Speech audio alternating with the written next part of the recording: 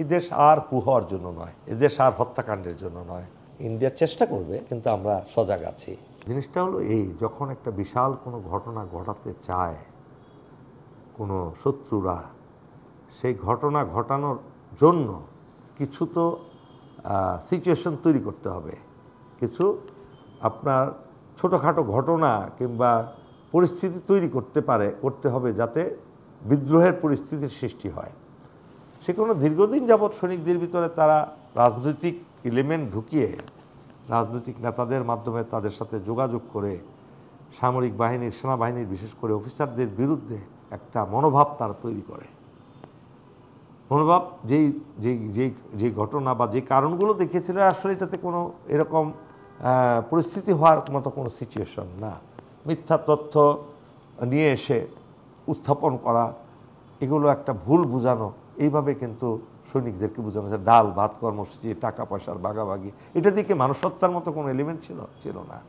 তার মানে এটা স্পষ্ট, ইন্ডিয়া চাচ্ছিল একটা হত্যাযজ্ঞ ঘটুক। এই ঘটানোর পরিস্থিতি তারা সৃষ্টি করেছে এবং তাদের লোকদেরকেও সেই ভিতরে ঢুকিয়ে দিয়েছে, বিভিন্ন পোশাকে বিভিন্নভাবে তাদের সাথে সম্পৃক্ত করেছে। এই প্রস্তুতিটা তাদের দীর্ঘদিনের পরিস্থিতি ছিল এবং হাসিনা জ্ঞাতার্থে, তার রাজনীতিবিদদের জ্ঞাতার্থে এই ঘটনাগুলো ঘটানো হচ্ছিল। আচ্ছা, আপনার এটা মনে হয় কিনা যে হত্যাযজ্ঞটা সম্পূর্ণ করতে পেরেছে বিধায় গত 16-17 বছর তিনি তার হত্যা মিশন তিনি ভীষণ আকারে নিয়ে তার সাহস বেড়ে গেছে, শক্তি বেড়ে গেছে, আর্মিকে দুর্বল করে ফেলছে। আর্মির ও সিনিয়র অফিসাররা জুজুবুরির ভয়ে ভীতু ছিল যে কখন আমাকে চাকরি থেকে বের করে দিবে, কখন আমাকে গুম করবে। এই জন্য তারাও কোনো প্রতিবাদ করে নাই। এটা একটা সহজ, এই পদ্ধতিগুলো সব ইন্ডিয়ার শেখানো পদ্ধতি, কোনো সন্দেহ নাই। স্যার, আপনি মানে আপনার সামনে এসেছে কিনা যে তার পরবর্তী সময়তে বিডিআর বা যাদের হত্যা করা হয়েছে তাদের পরিবারের মানবতার জীবনযাপন নিয়ে আপনি অবগত ছিলেন কিনা? অবশ্যই, তাদেরকে অবশ্য দেখেন, যা হারিয়ে যায় তার তো ফিরে পাওয়া যায় না, মানুষ তো আর ফিরে পাওয়া যাবে না। বাট সেই ট্রমা তাদের যে তারা যারা দেখেছেন, সেই ট্রমা, নারী পুরুষ শিশুদের উপরে যেভাবে টর্চার করা হয়েছে, এগুলো তো আসলে সহজে ভুলে যাওয়ার নয়। তবে তাদেরকে রিহ্যাবিলিট করার জন্য আর্মি থেকে অনেক পদক্ষেপ নেওয়া হয়েছে। তাদেরকে বিভিন্ন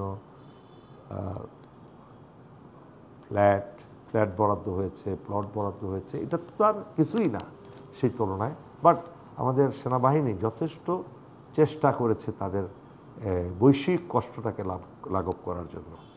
যে শুধু শেখ হাসিনার বিচার চায়, সে অন্য বিচার চায় না, না না, আসলে এটা ভুল বোঝানো। কেন, আমি তাকে চিনি, তার একটা সেই ইমোশনাল, সেই সময় সে শিশু ছিল, সে বেঁচে গেছে, বাসায় ছিল না বলে আল্লাহ তাকে রেখে দিয়েছে।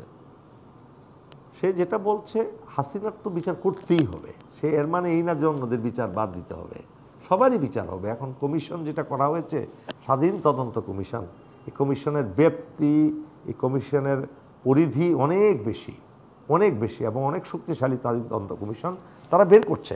এবং বের করে এগুলো যখন সাবমিট করা হবে, অবশ্যই যারা যারা অপরাধী তাদের সবার বিচার হবে নিশ্চিতভাবে, বলা যায়। কঠিন প্রশ্ন, তবে এতটুকু বলি আপনাকে, এখন সবাই আমরা সচেতন, এটা আর ঘটার সম্ভাবনা নাই। ইন্ডিয়া পারবে না, ইন্ডিয়া চেষ্টা করবে, কিন্তু আমরা সজাগ আছি, পারবে না।